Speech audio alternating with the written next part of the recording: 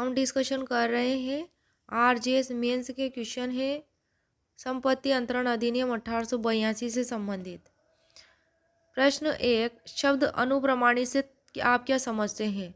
तो किसी लिखत के संबंध में, किसके संबंध में? किसी लिखत के संबंध में अनुप्रमाणित से ऐसे दो या अधिक साक्ष्यों द्वारा अनुप्रमाणित अभिप्रेत है जिनमें से हर एक ने निष्पादक को लिखत पर हस्ताक्षर करते अपना चिन्ह लगाते देखा या निष्पादक की उपस्थिति में उसके निर्देश द्वारा किसी अन्य व्यक्ति को हस्ताक्षर करते देखा है, ऐसा लिखा हुआ है धारा 3 में।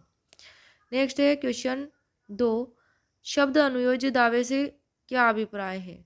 अनुयोज्य दावे से स्थावर संपत्ति के बंधक या जंगम संपत्ति के आड़वान या गिरवी द्वारा प्रतिभूति ऋण से भिन्न किसी ऋण का या उस जंगम संपत्ति में जो दावेदार के कब्जे में नहीं है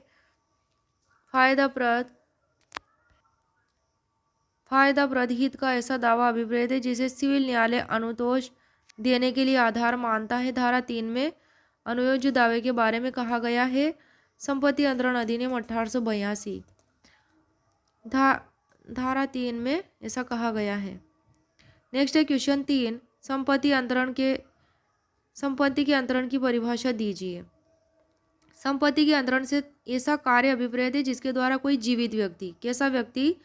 कोई जीवित व्यक्ति एक या अधिक अन्य जीवित व्यक्तियों को या स्वयं को अथवा स्वयं और एक या अधिक अन्य जीवित व्यक्तियों को वर्तमान में या भविष्य में फ्यूचर में संपत्ति हस्तांतरित करता है, तो वह इसकी परिभाषा है संपत्ति अंतरण की, और ऐसा धारा 5 में कहा गया है।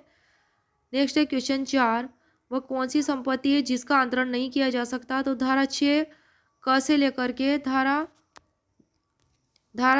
6 क से लेकर के ज तक, क्लोज क से लेकर के क्लोज ज तक बताया गया है कि उसके अनुसार निम्नांकित संपत्ति का अंतरण नहीं किया जा सकता। एक तो उत्तराधिकारी होने की संभावना का अंतरण नहीं किया जा सकता, पुनः प्रवेश का अधिकार जो है उसका, सुखाचार, उपभोग से स्वयं स्वामी तक निर्बंधित संपत्ति में का कोई हित, भावी भरण पोषण का अधिकार, लोक पद वृत्तिकाएं, प्रकृति के प्रतिकूल अंतरण, इनका क्या नहीं किया जा सकता? अंतरण नहीं किया जा सकता। धारा 6 क से लेकर के ज तक। नेक्स्ट है क्वेश्चन नंबर 5, शाश्वतता के विरुद्ध नियम को समझाइए। शाश्वतता के विरुद्ध नियम के अनुसार किसी व्यक्ति द्वारा कई व्यक्तियों के पक्ष में संपत्ति का अंतरण ट्रांसफर किया जा सकता है। शाश्वतता के विरुद्ध नियम के अनुसार क्या किया जा सकता है?